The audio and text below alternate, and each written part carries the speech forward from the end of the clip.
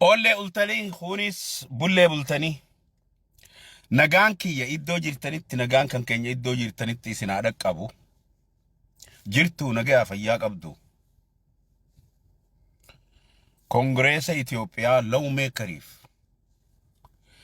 Kongireesa Itoophiyaa warreen seera tumtaniif.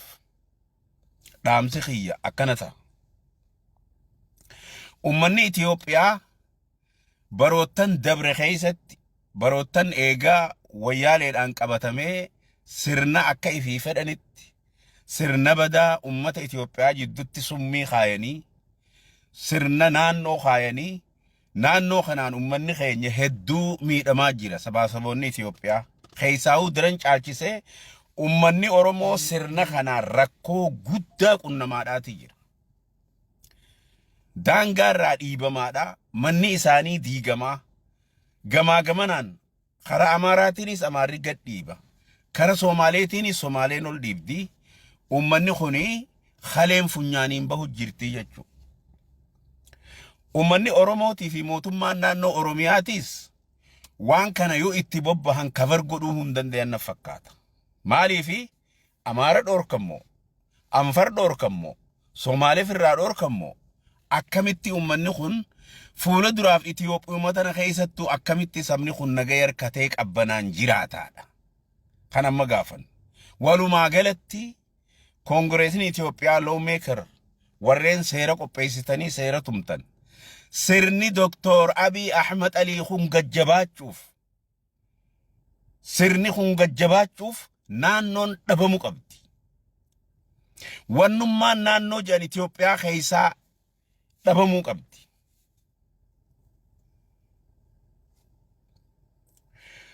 Dawlad deegaanka halla tirtiroo dawlad deegaanka haquu qabdan.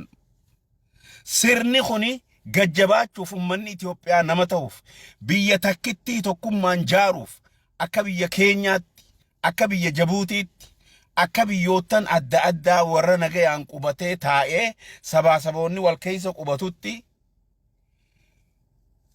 naannoon dhabamuu qabdi.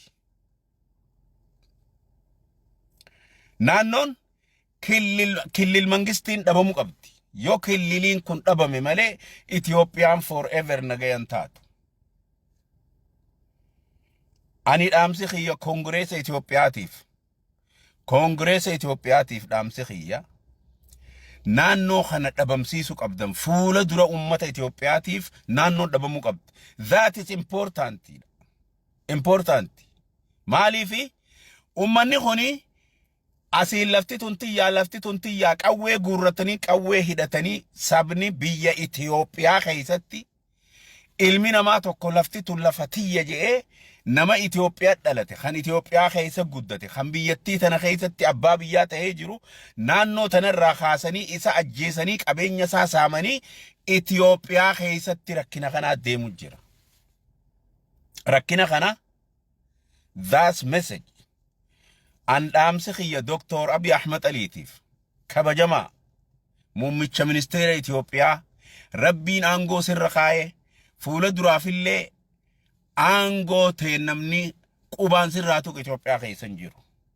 Maaliifi atiitu nama dalagaati, atiitu nama hujiiti, atiitu nama tokkummaati.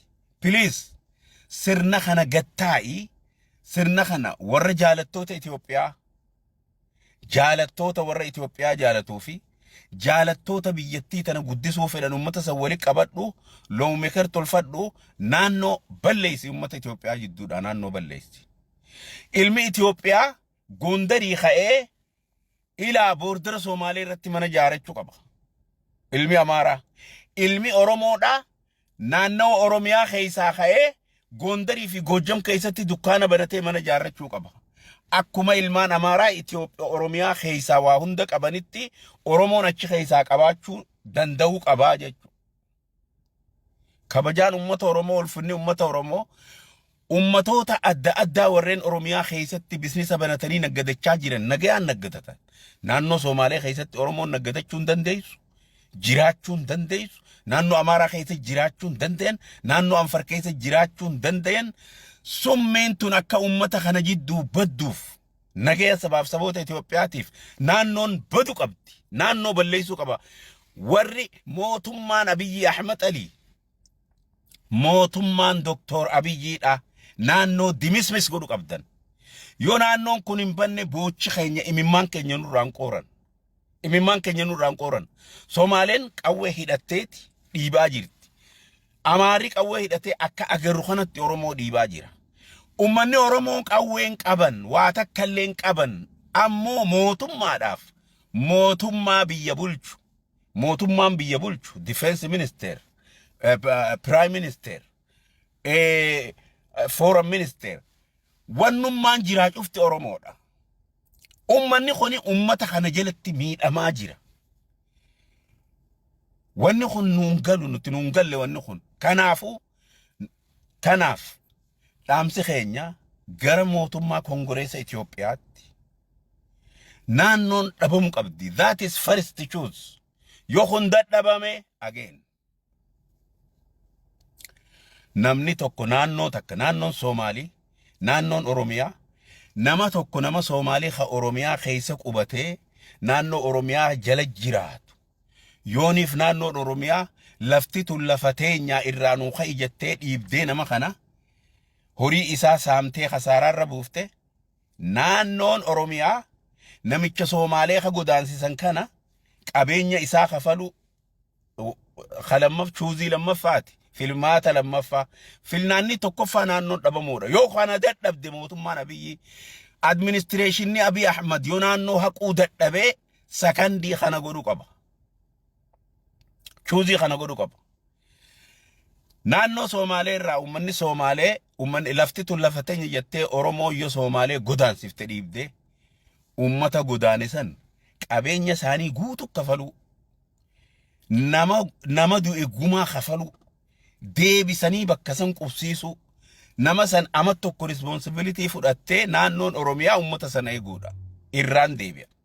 Naannoon Oromiyaa naannoon Soomaalee nama Oromoo tokko yooniif lafti tun naannoo teenyaa buqqa'e jettee naannoon Soomaalee dhuftee buqqaafte fedhu shiftaan haa buqqaasu fedhu naannoon Soomaalee haa buqqaaftu fedhu namni tokko lafti tun lafa Soomaaleeti jee mana Oromoo yoo jiise mana san kafalee gumaa nama sanii kafaltee naannoon Soomaalee nama san gumaa kafaltee lafa san irran nama san deebiftee bakkumarraa buqqaasan sanitti mana jaartee fi achi qubsiisu.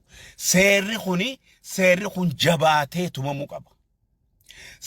Nama seera kana cabse naannoo Oromiyaa irraa nama seera kana cabse jalaa hanga gubbaatti administreeshina Oromiyaa jijjiiruudha.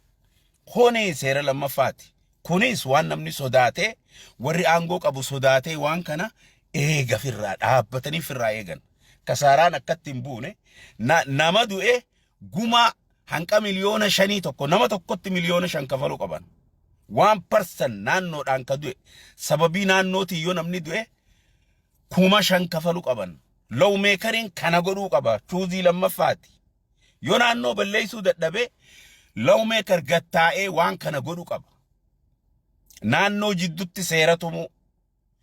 Naannoon Anfar dhuftee naannoo Oromoo lafti tun lafateen jettee nama Oromoo yoo buqqaafte nama buqqaasan san mana isaa kafaluu nama du'e gumaa isaa kafaluu achitti gaddeebisanii ikonomiin jaaruudha.